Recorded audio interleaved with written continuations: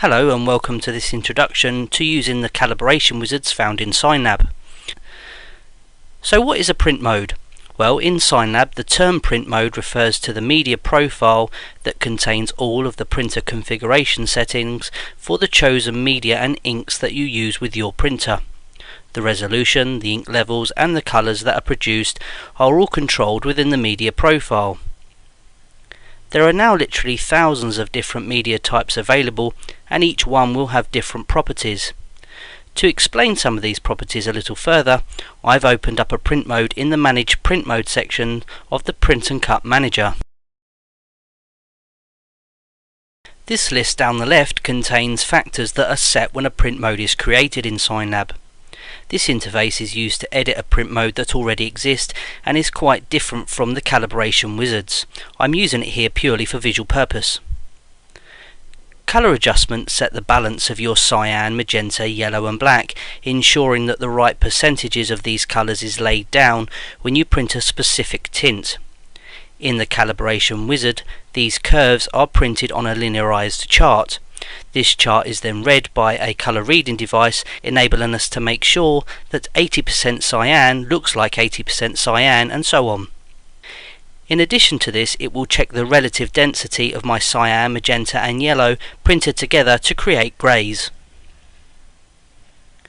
Some devices print using more than 4 colours. One example of this is a 6-colour machine that also uses light cyan and light magenta. When this is the case, we must define at what point we stop printing with one colour and start using another, and vice versa. Let me explain this further with this chart. Here I have my light cyan curve selected. In the curve data you'll see that the light cyan will be used in our image up to 60%. After this point, this colour will no longer be used to define a specific tint. Now take a look at the same data for the regular cyan curve. This colour will not be used at all until we reach 40%. Because the different medias we use will have different absorbency levels, we need to define what the maximum amount of ink is that our media can handle before we start getting over inking. This is done in the calibration wizard by printing a series of sample files at different ink levels. From this we can analyse which sample has the best results and then set these values in our print mode. At 400%, my max ink would be distributed as 100% for each of my 4 colours: cyan, magenta, yellow and black. If I reduce my max ink to 280, this value would be distributed over the 4 colours in the correct proportions required to print a specific tone. The properties of ink that the colour requires is always kept to the required ratio regardless of what the max ink level is. The ICC Profile is the main part of our print mode. When we view an image on screen, it is displayed in RGB colour space, and in most cases the same image would be printed using CMYK colour space. The ICC Profile defines a reference point between these two colour spaces to ensure we get the correct colour once the image is produced. The final part of our print mode creation is to produce an ICC chart that is then read by the colour reading device. The main part we look to in the printer options is the resolution. When you create a mode for a media for which no print mode currently exists, it's a good idea to create a range of print modes at different resolutions so you have a choice of the type of quality you can print at.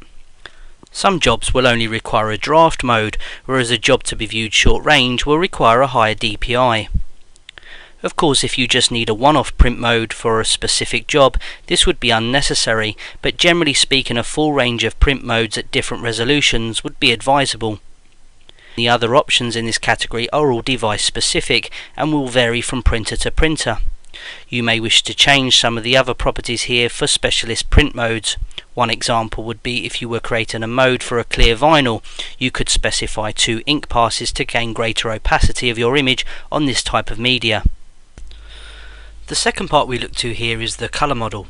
When creating certain types of print mode, for instance a draft resolution mode, it may be beneficial to switch a 6-colour machine to 4-colour in order to reduce the quantity of inks that are applied in a short time frame on these types of mode. Halftones are generally not used with inkjet printers and are only relevant to other methods such as thermal printers or for creating screen printing separations. Image adjustments are generally altered on a job-by-job basis. For example, if you wanted to sharpen up a poor quality image or increase the saturation of the colour to add more impact to the design. These properties can be altered in the design interface, but it's also possible to alter these when creating a print mode. One example is if you had multiple images that all needed resampling. You could create a print mode that would do this globally as you output the files, but generally speaking these values would be adjusted on an ad hoc basis. Variable dot is only used with inkjet printers that can print different size ink dots. In this window we can see the fence points, and these indicate at what point the printer will stop and start using a specific size dot. In the print mode we refer to this as HD, HD2 and MD. A 720 HD mode will lay down more ink than a 720 mode, and a 720 HD2 mode will lay down more ink than a 720 HD mode. 720 MD translates as the maximum density that can be used in a print mode. So these are the main elements that make up our print modes in Synlab, and the calibration wizard enables us to implement these settings in an easy step-by-step fashion. CADLink devote a lot of time and resources to producing print modes for as many media types as possible. However, with the vast number available, this is a mammoth and ongoing task. You may find you need to use a specialist media type or one for which a print mode does not already exist. For this reason we have implemented the facility within Synlab so you may produce your own media profiles. It may be that you just need to create a one-off media profile for a specific job. However, if you are profiling a new media to be used again and again, it's a good idea to create a whole series of print modes for printing at different resolutions. This series of tutorials is aimed at providing you with a guide to profiling new media in Synlab. In order to complete a new ICC profile, you will need access to a specialized color reading device, or to use the correct term, a spectrophotometer. There are several devices available on the market, with the most affordable being the Gretag i1. We have created two tutorials on this topic, and both examples use the i1 as the colour reading device. However, the methods are much the same regardless of which supported device is used. For those who do not have access to a spectrophotometer, it is possible to create a new profile using a flatbed scanner. However, because a scanner is not a professional colour reading device, this will have an obvious bearing on the resulting print mode.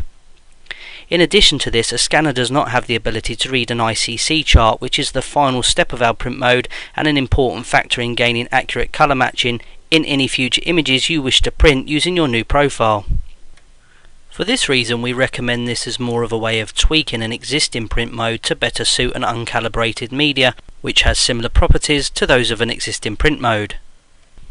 To help you do this, we have created a third tutorial to guide you through using a colour scanner when creating a new media profile. For those of you who are new to creating print modes, we recommend you have a look at the tutorial on the Novice Wizard. This function contains extra steps and explanations to help beginners through the whole process. If you have had some experience with print mode creation before, then have a look at the tutorial on the Advanced Wizard. This will ultimately give you the same results as the Novice Wizard. However, because the process does not need explaining in such detail, it will save you valuable time when creating large numbers of print modes.